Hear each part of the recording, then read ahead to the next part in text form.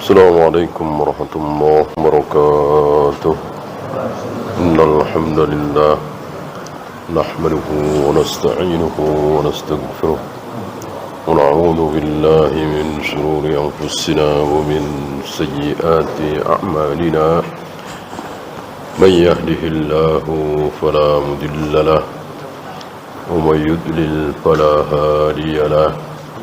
أشهد أن لا إله إلا الله وحده لا شريك له وأشهد أن محمدا عبده ورسوله وبعد. Kita sampai 1479.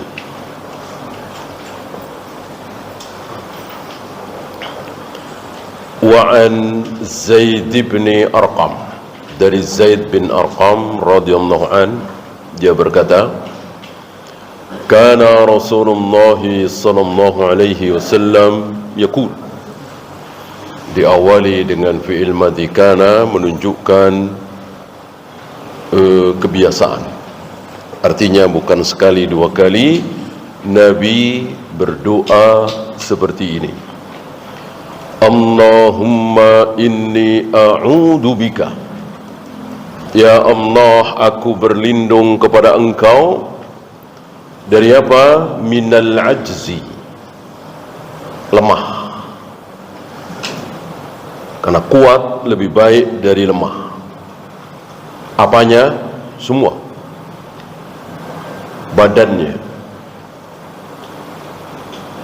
hartanya, ilmunya, imannya, dan seterusnya.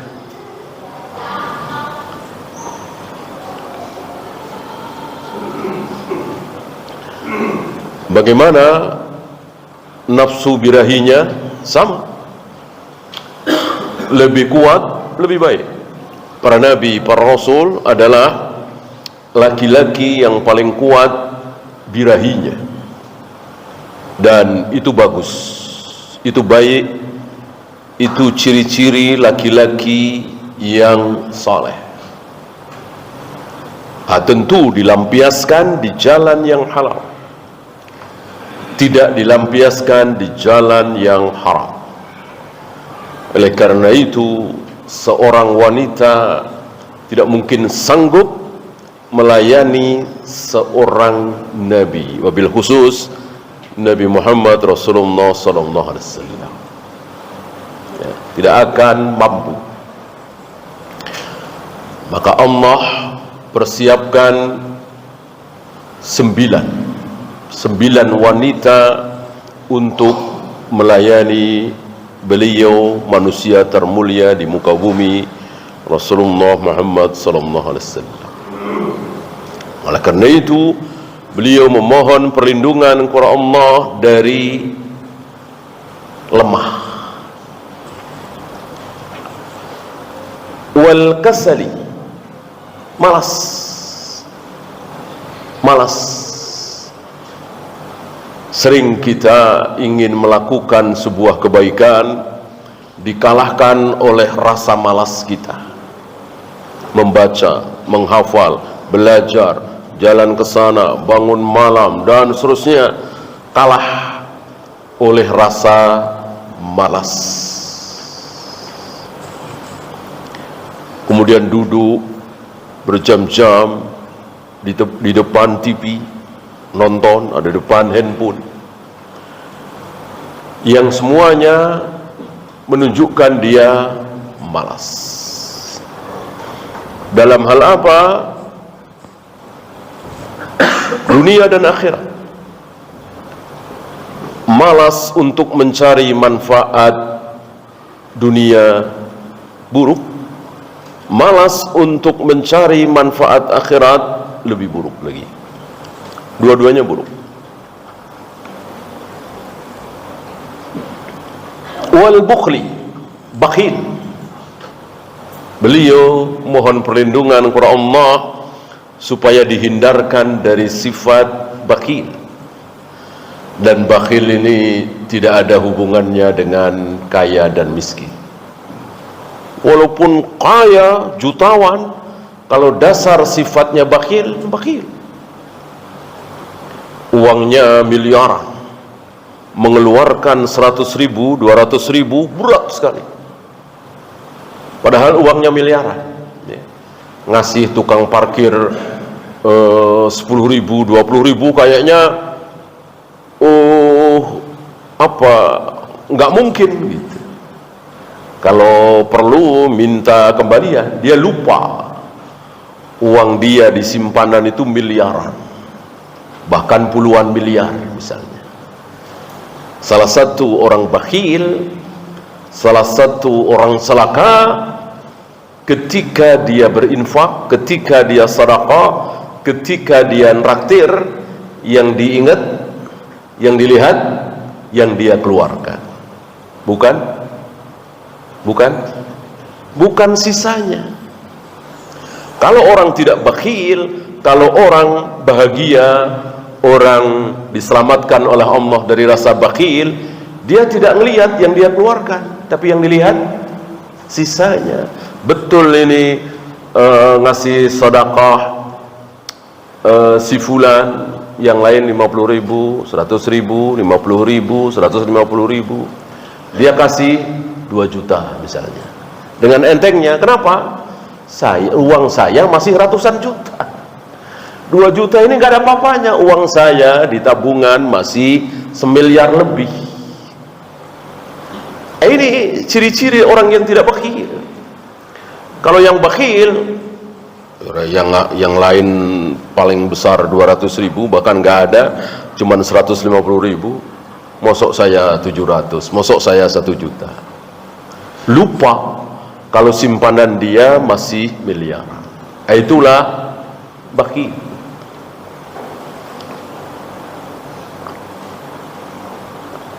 Dan ini harus dilawan. Jangan pernah beranggapan seperti anggapan orang-orang kafir, ini apa istilahnya, bawaan bayi. Jadi kalau sudah bakhil, ya sudah, nggak bisa dirubah-rubah, bawaan dari bayi. Begitu pula emosian, temperamen, ini bawaan bayi. Ini batil, sangat batil. Kalau tidak percaya, barangkali antum, bahwa dia punya sifat dari kecil, betul sekali, ya. Tapi bukan berarti tidak bisa dirubah. Dari TK sudah kelihatan, asal punya apa-apa, pengennya ngasih temennya, gitu. Punya apa-apa, pengennya berbagi. Begitu adiknya, kelihatan, pengen apa-apa, punya apa-apa diumpetin. Kelihatan memang. Tapi apakah seperti itu bisa dilawan? Bisa. Bisa dan harus bisa. Jika antum berlatih, jika antum mau memperbaiki diri, insya Allah bisa. Ya. Mungkin ada di antara antum yang menonjol sifat bakhilnya itu, rasa sayang terhadap. Coba paksakan. Insya Allah nanti hilang. Taruhlah ngasih uang parkir 50.000, 100.000 biasa aja. Kenapa? Tadi saya masih punya ratusan juta, ya, jajan di warung, ya, dihitung paling habis 30.000, 40.000, dia ngasih 100.000, nggak minta kembalian, enteng aja, sudah biasa, dia dibiasakan, ya. Kalau tidak dibiasakan, itu tadi, merasa kok saya ngasih sekian, yang diingat-ingat yang dia keluarkan, bukan sisanya.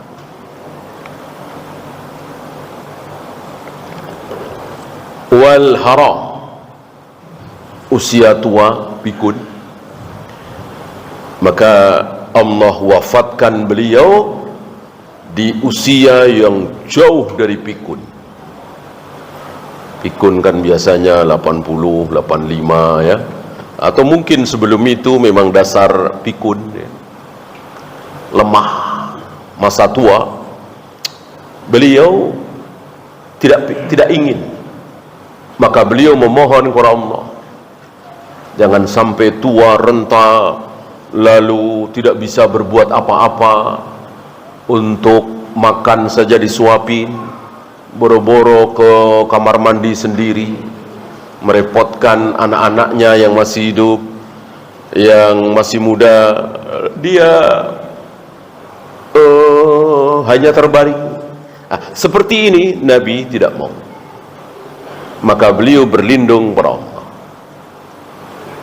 Ya.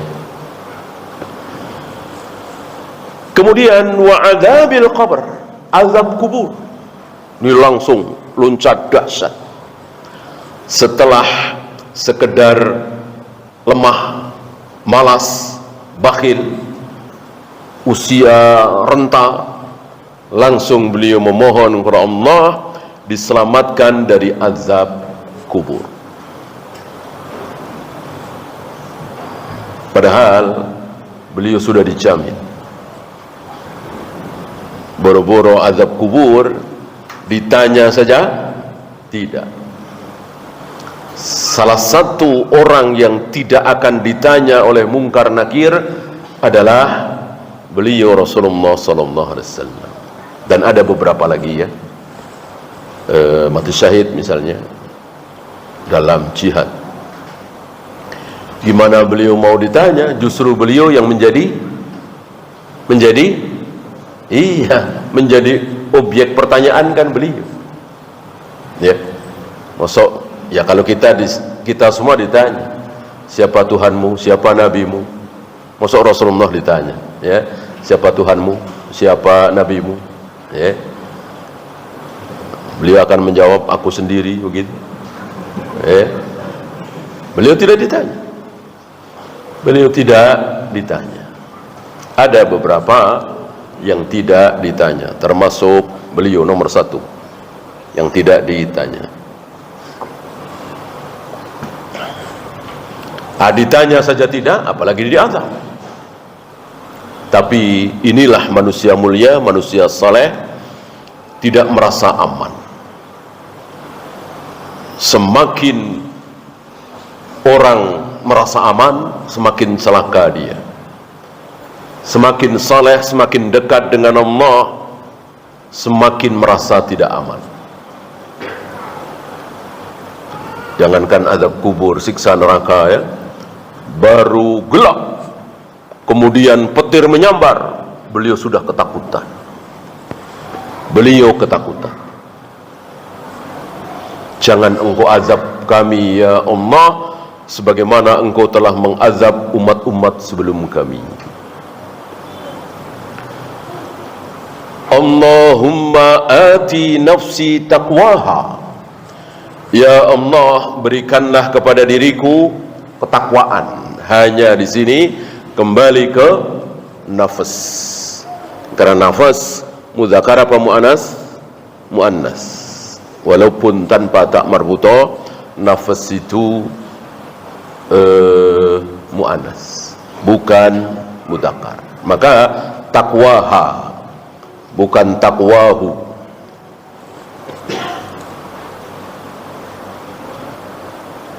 Min nafsin wahidatin, kan? Bukan min nafsin wahidin. Ada tokoh di negeri kita ini hanya bermodalkan bahasa Arab tadi menyimpulkan dengan gegabah manusia pertama adalah perempuan. Ya.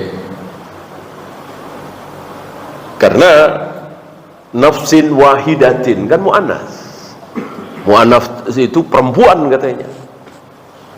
Wa khalaqa minha zaujaha. Baru ini laki-laki, kan rusak ini. Maka tidak boleh kita berpegang dengan bahasa Arab saja. Harus ada ayat Al-Quran, harus ada hadis Nabi, harus ada pemahaman sahabat, harus ada bahasa Arab. Semuanya dipakai. Tidak boleh cuman bermodalkan bahasa Arab. Ya kalau toh berdasarkan pemahaman bahasa Arab, ya pemahaman yang salah. Karena dikatakan mu'annas itu tidak berarti pasti perempuan jenis kelaminnya.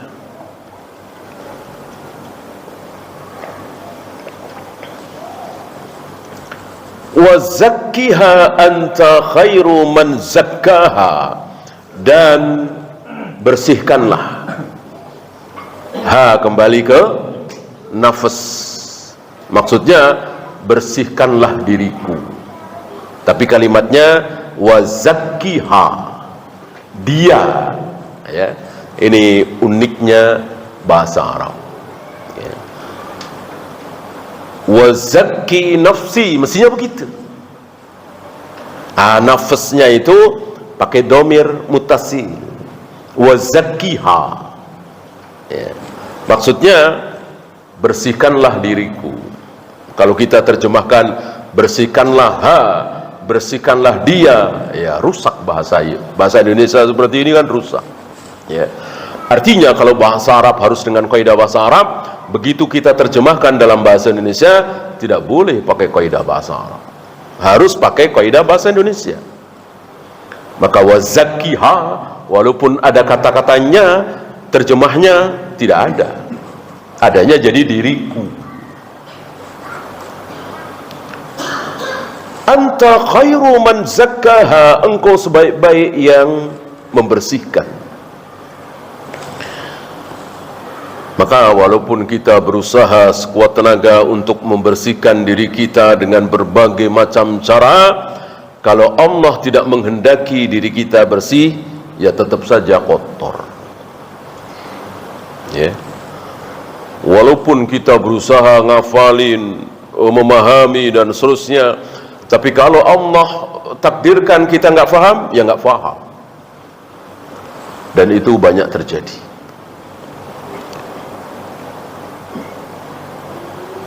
Bahkan alim besar, bahkan ulama besar, dalam sebuah permasalahan Allah bikin dia tidak faham, kalah oleh seorang pelajar kecil yang mungkin sila kita masih mahasiswa semester 1, dia faham dalam masalah itu, ya, bukan semua permasalahan, dalam masalah itu dia faham, sementara alim besar ini malah tidak faham. Mungkinkah? Mungkin.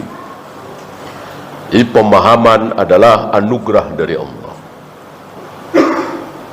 Maka tidak boleh kita mengandalkan kecerdasan kita, kekuatan hafalan kita, banyaknya kitab yang kita baca dan seterusnya, lalu kita memastikan saya pasti faham.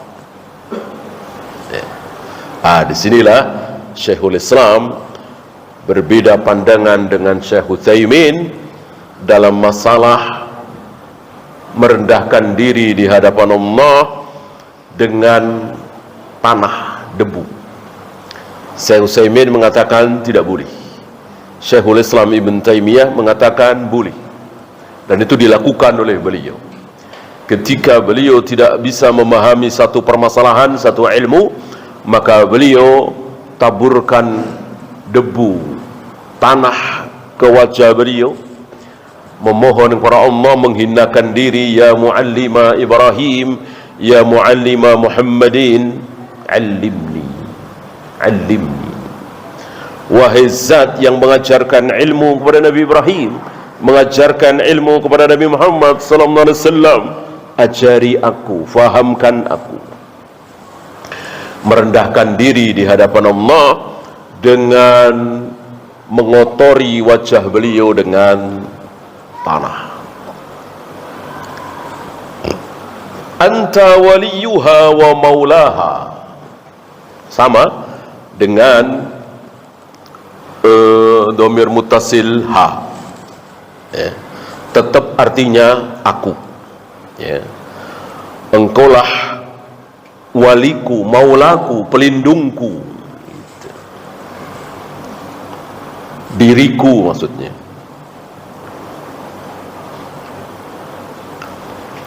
Allahumma inni a'udzu bika min ilmin la yanfa. Diulang lagi. Allahumma inni a'udzu bika, diulang lagi. Kalau yang tadi cukup ataf dengan wawu ataf, dari mulai lemah, malas, bakhil, pikun, azab kubur, kemudian minta takwa, bersih dan seterusnya. Beliau ulang lagi, Allahumma inni a'udzubika, ya Allah, aku berlindung kepada Engkau, min ilmin la yanfa', dari ilmu yang tidak bermanfaat. Berarti yakin kita adanya ilmu yang tidak bermanfaat. Hafal sekian juz tapi enggak manfaat bagi dia. Hafal ratusan hadis tapi tidak bermanfaat bagi dia. Tahu ini sunnah, ini bid'ah, tapi tidak bermanfaat bagi dia. Dia langgar, ya. Tahu ini bid'ah, tapi karena tidak mau dikucilkan, tidak mau dicaci, tidak mau dibilang Wahabi misalnya, maka dia tega melakukan bid'ah itu, mengunjungi acara bid'ah itu. Ini tidak ada manfaatnya. Ilmu yang seperti itu malah berbahaya.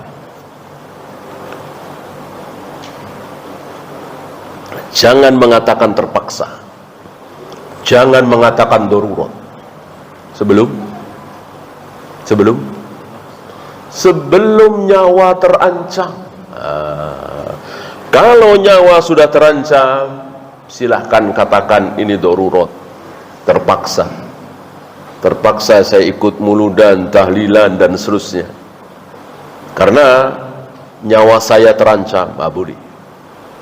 Sekedar cacian, makian, hujatan, ketemu tidak dikasih salam, bahkan ngasih salam tidak dijawab, apakah ini sudah masuk darurat? Tidak. Contoh darurat Ammar bin Yasir. Ammar bin Yasir jelas daruratnya, terpaksa. Karena tentu kalau Ammar bin Yasir tidak mau mengucapkan Latta Uzza akan terus disiksa dan mati. Karena ayah ibunya sudah mati duluan, disiksa dan mati. Yasir dan Sumayyah, ini kan keluarga budak, Ammar bin Yasir, bapaknya Yasir, ibunya Sumayyah, ketiga-tiganya budak, ketiga-tiganya masuk Islam dan disiksa habis-habisan. Ayah ibunya sampai mati. Kalau Ammar bin Yasir tidak mengucapkan Latta Uzza, ya terus akan disiksa, besar kemungkinan mati. Maka dengan terpaksa Ammar bin Yasir mengucapkan Latta Uzza, lalu dihentikan siksaannya. Itulah darurat. Adapun sekedar cacian, makian, hujatan, tidak disapa, disinisi dan seterusnya, ini belum termasuk darurat. Kalau mau hijrah, tinggalkan kampung itu, tinggalkan tempat itu.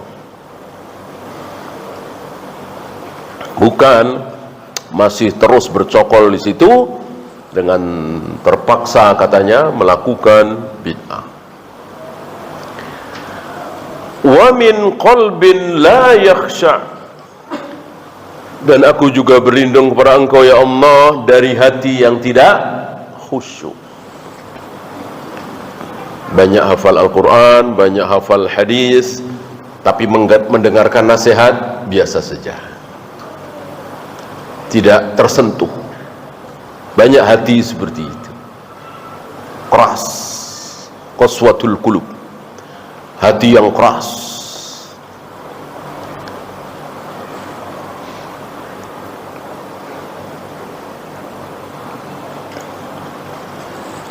Adapun hati yang lembut, maka dia mudah menerima kebenaran, mudah tersentuh.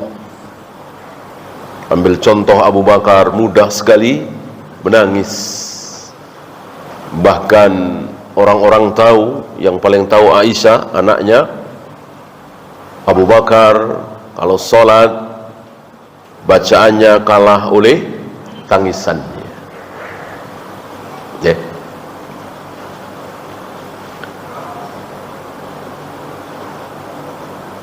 Wa min nafsin la tashba', dan dari nafas, sama dengan tadi, diri, jiwa, keadaan diri kita yang tidak pernah puas, tidak pernah kenyang. Jadi rakus, ini, pengen lagi ini, pengen terus, tidak ada puasnya, tidak ada kenyang-kenyangnya. Beliau memohon kepada Allah jangan sampai bernasib seperti ini. Banyak di kiri kanan antum barangkali orang seperti ini, nggak ada puasnya. Ya, hobi sesuatu misalnya, ya kan? Wah, ini kalau rubah begini nih bagus, wah dirubah lagi masih kurang puas, begini lagi, begini. Nggak kepikiran menyisihkan hartanya untuk sedekah, untuk masjid, untuk pesantren, fakir miskin. Habis hartanya untuk memoles mobil tuanya itu, motor tuanya itu, atau rumahnya itu. Konsentrasinya ke situ. Ya. Nggak kepikiran untuk sedekah. Yang terakhir, wa min da'watin la yustajabu laha. Dan aku berlindung pada Engkau ya Allah dari doa yang tidak terkabul, yang tidak dikabulkan. Insyaallah doa-doa permohonan beliau di sini dikabulkan oleh Allah. Maka doa beliau selalu terkabul. Kalau tidak terkabul pasti menyalahi takdir. Nah, berarti tidak terkabul. Artinya keinginan beliau dengan keinginan Allah beda. Dengan takdir Allah beda. Apa misal? Mendoakan Abu Jahal, Abu Lahab, Abu Talib supaya masuk Islam. Allah nggak mau, Allah mentakdirkan 3 orang ini mati dalam keadaan kafir. Ya jelas tidak dikabulkan. Mendoakan supaya umat beliau tidak pecah, tidak dikabulkan. Ya.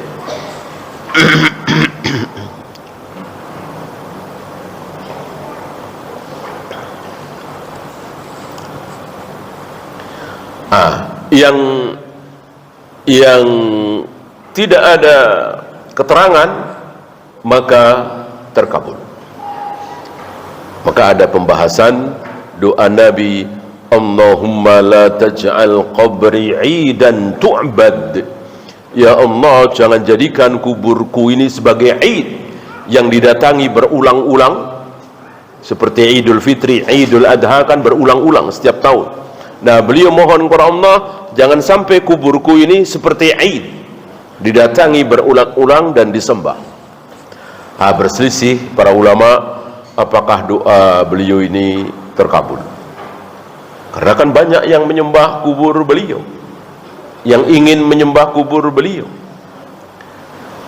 Wabil khusus sebelum tampilnya dakwah Syekh Muhammad bin Abdul Wahab dengan Muhammad bin Su'ud, kan kita luar biasa tahu bagaimana keadaan di dunia Islam waktu itu, termasuk di Mekah, Madinah.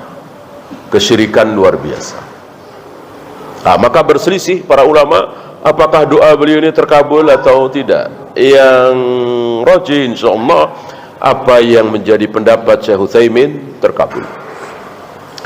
Terkabul ya. Sebab kalau tidak terkabul akan ada jawaban dari Allah, seperti permohonan beliau kepada Allah supaya umat beliau tidak pecah. Kan tidak terkabul.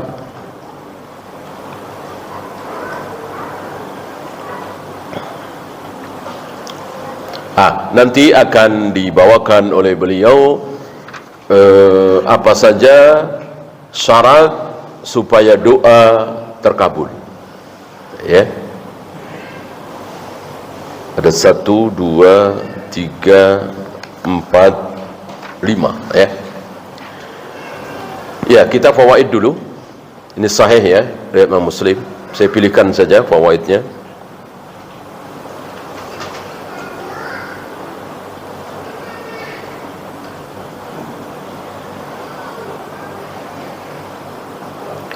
Al-ilmu an-nafi' huwa alladhi yuzakki an-nafsa wa yulidu fiha khasyatar rabb Yang dimaksud dengan ilmu yang bermanfaat adalah yang bisa membersihkan diri seseorang. Berarti dia bermanfaat. Kalau hafalannya sekian juz, hadis yang dia hafalkan ratusan bahkan ribuan, tapi kok bakhil, tapi kok hasad yang haram, ya, bukan ghibthah. Ghibthah hasad yang halal. Kalau bahasa kita mungkin dengki, ya, iri dengki, atau dendam, ya, atau malas. Berarti ilmunya tidak bermanfaat, walaupun ilmunya banyak.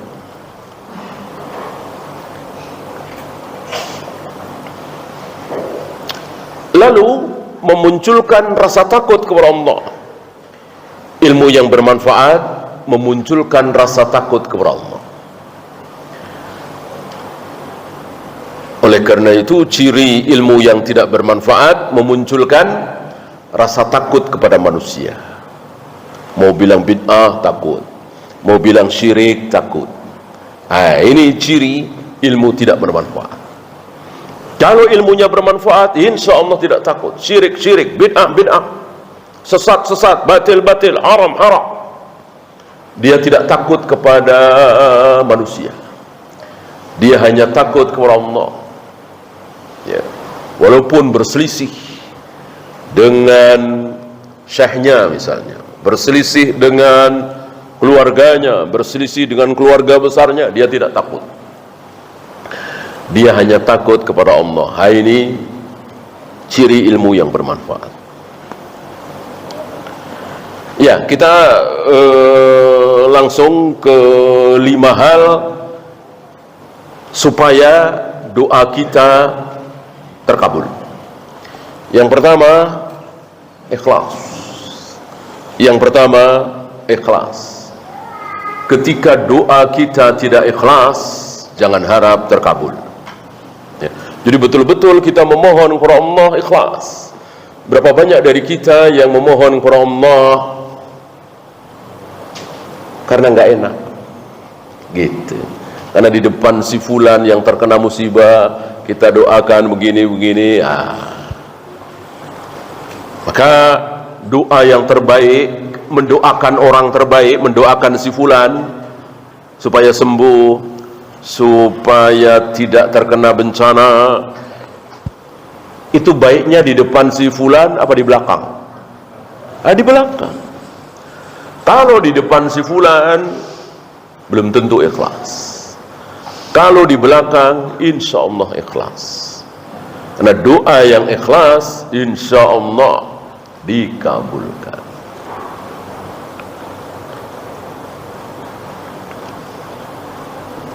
Termasuk mendoakan saudara kita yang sudah meninggal tanpa ada yang tahu. Kita doakan, ya Allah ampuni si fulan ini, insya Allah ikhlas.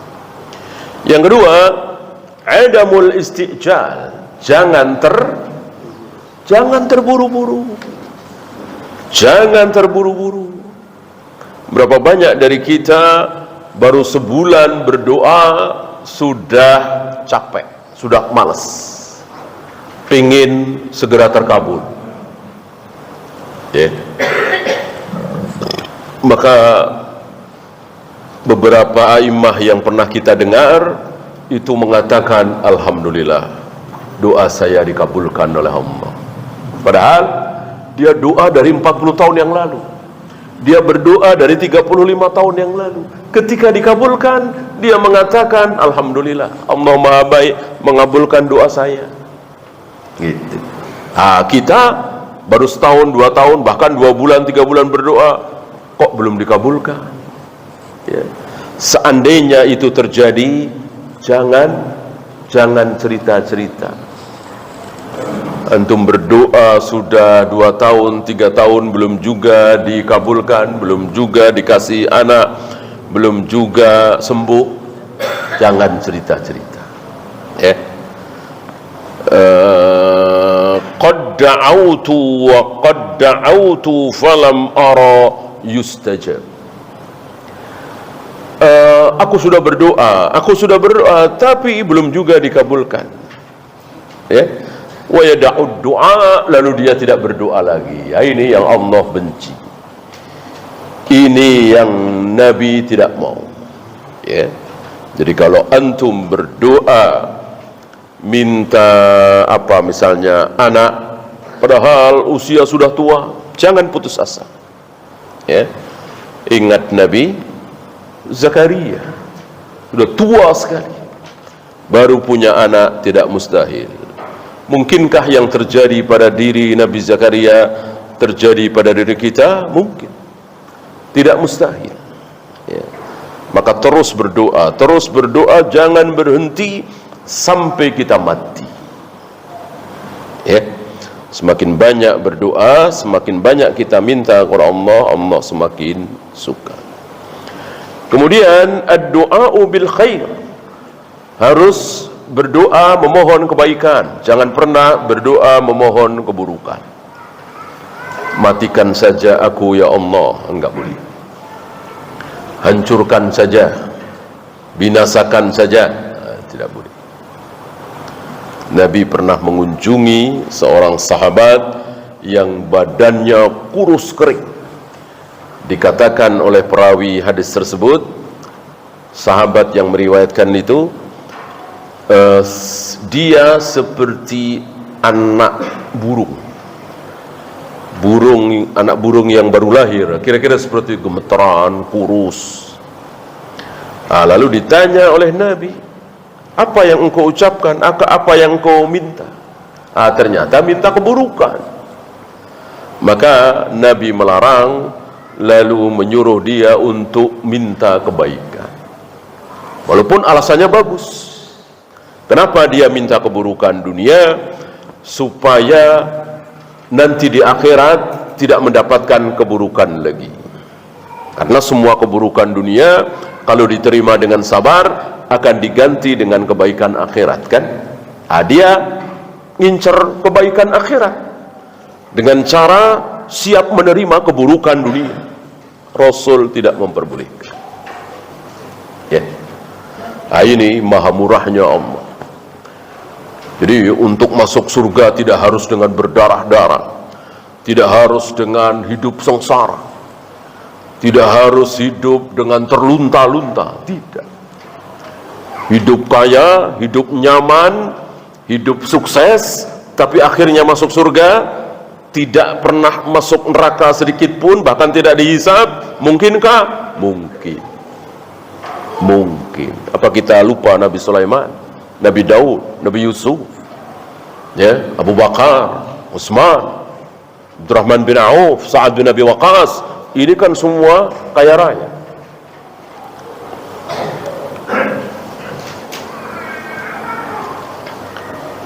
Kemudian al-yakinu wa hudurul qalbi, yakin dan menghadirkan hati.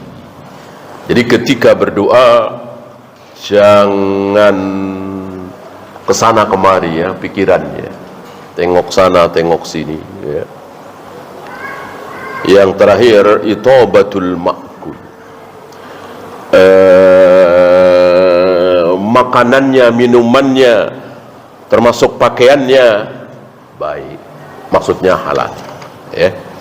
Seandainya antum masih ingat seseorang yang mengangkat kedua tangannya dalam keadaan pakaiannya lusuh, rambutnya berdebu, karena dia safar zaman dulu kan tidak seperti hari ini, kan. Lalu dia mengangkat kedua tangannya, lalu dia berdoa, ya Rabb, ya Rabb. Ini kemungkinan terkabul besar sekali. Satu, safar, keadaannya seperti itu. Orang yang cepat dikabulkan doanya itu ketika pakaiannya lusuh, rambutnya kusut, tapi tidak dibikin-bikin. Memang keadaan seperti itu, ya. Maka antum barangkali pernah melakukan sesuatu sehingga tanpa berniat pakaian antum lusuh, rambut antum kusut acak-acakan. Di saat seperti itu berdoa kepada Allah, insyaallah dikabulkan. Kemudian mengangkat kedua tangan, kan Allah malu kan kalau tidak mengabulkan. Kemudian satu lagi mengucapkan ya Rabb, ya Rabb. Tidak dikabulkan. Bagaimana dikabulkan? Makanan yang dia makan, makanan haram. Minuman yang dia minum dari hasil yang haram. Pakaian yang dia pakai dari hasil yang haram. Maka siapa yang ingin doanya dikabulkan, hindari makanan, minuman, pakaian yang haram. Wallahu a'lam. Ya, silakan azan dulu. Wassallallahu ala Muhammadin sallallahu alaihi wasallam wa akhiru da'wana alhamdulillahi rabbil alamin.